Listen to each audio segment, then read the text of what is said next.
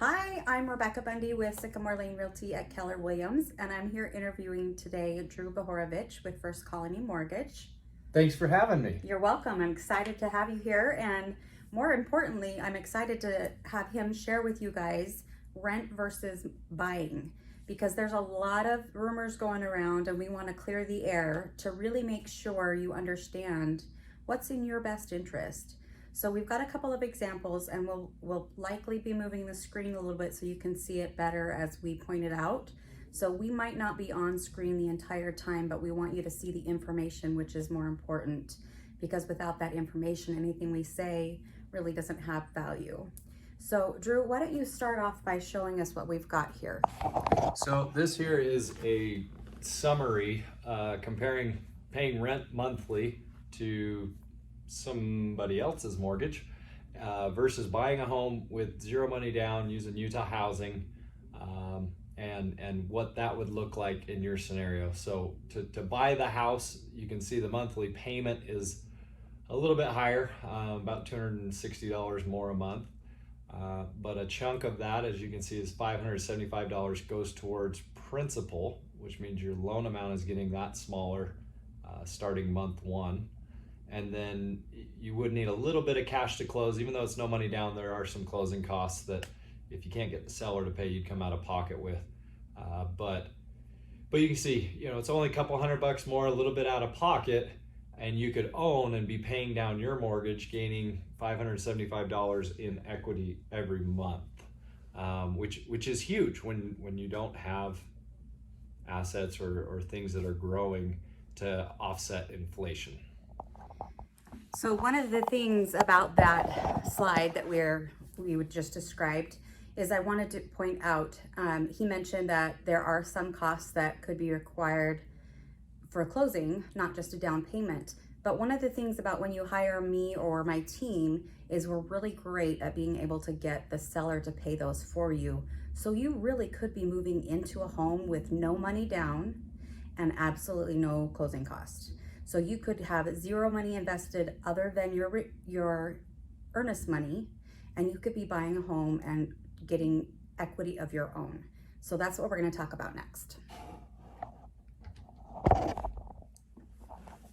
So this slide's just the monthly payment comparison. So if you buy it, it's a little bit higher. This is the one we wanted to go to. Rent versus principal paid in 3 years or 36 months. So in 3 years, you'll pay almost $70,000 in rent. On this no money down mortgage, you will have gained $21,000 in equity just by paying down the mortgage. That's assuming the home price hasn't gone up at all. Yeah, these numbers are based on no appreciation and just straight numbers. So knowing that your home is going to appreciate month over month, that 21,000 and change will be higher. But we're doing the worst case scenario here so that you can see, like at the worst case scenario, in 3 years, you've gained $21,000 in equity in your home, where in 3 years, you've lost $69,000 paying someone else's mortgage. And we do have a slide, let me hop over to it here, that takes that into account. This is your net worth in 5 years. So this does take into account, it's pretty conservative. I think it's set up at like a 4% appreciation rate. Correct. Which is, I think, half of what our market's done each of the past 4 years. So very conservative figures here. But in 5 years, you could have paid, $100,000 in rent, or you could be sitting on $100,000 of equity in your home. And what's great about that is, so let's say that this is your beginning home. You're just starting out, you had no money down, you got the sellers to pay your closing costs with the help of your realtor, and you have in 5 years gained $100,000. Well, what that does for you is we're able to help you get that equity out of your home when you sell it, so that you can put either half that amount down or the whole amount down and get into a larger home or a smaller home or just another home that suits your needs better. So really we want to show you that the potential you have with buying versus renting, even if your first home isn't your dream home, it could be the first step to get you to your dream home. because you can use this equity that you've just gained over the last 5 years and put that into your next home, whether that's your forever home or you're just your step B home. Or the other scenario I've seen people do is they'll use it to consolidate debt. So a lot of people out there have student loans. So when they sell that house, a lot of times they'll have enough money to pay off their student loans and still a good sized down payment for the next home. I've seen clients even who bought a home a year ago sitting in this position just because of how strong the market's been, that they're able to get themselves in a much better financial situation for the rest of their lives by eliminating those student loans, credit card debt, and then still having a significant chunk for a down payment. Yeah, and even when we were talking about closing costs, and if you're paying off student loans, we can have those paid off at closing so that you don't even have to write that check. And you'll still end up walking away with equity in your next home, which is going to put you back into this scenario in the next 3 to 5 years.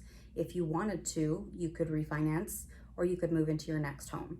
So there's so many options with buying a home versus renting a home. As you see, the equity you've gained is a big fat red zero. You can't do anything with that. You've just been throwing away $100,000 paying someone else's mortgage. So let's get together with Drew. Let's see what you qualify for, because the likelihood if you're paying $1,800 to $2,000 in rent, there's a pretty good chance you'll be able to qualify for a loan. And we've been working with Drew for about 3 years now. He is fantastic at what he does.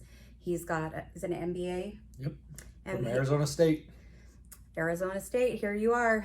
So he's got an MBA in finance for that. I called him the other day for just what I thought was a simple solution, and he gave me a spreadsheet that I can use for the rest of helping all of my investors. So even the small things that you might think are too small to ask, they could help you in a big way. And that's what we want to do, is we really want to help you get out of paying rent and get into your own equity and get into your own home mortgage, which will help you build your own wealth.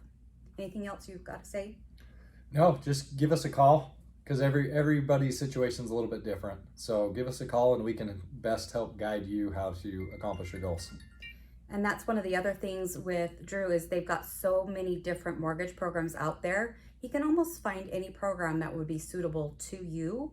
Rather than you having to fit inside a box for a mortgage, he finds the right box and the right shape for you, because everybody's different. No one's the same. And we just appreciate you guys taking the time to listen to what the difference is between renting and buying over the next 3 to 5 years, as well as how it can help you gain equity. So give us a call and comment and ask us any questions, and Drew and I will get back to you. We hope that you have a great day.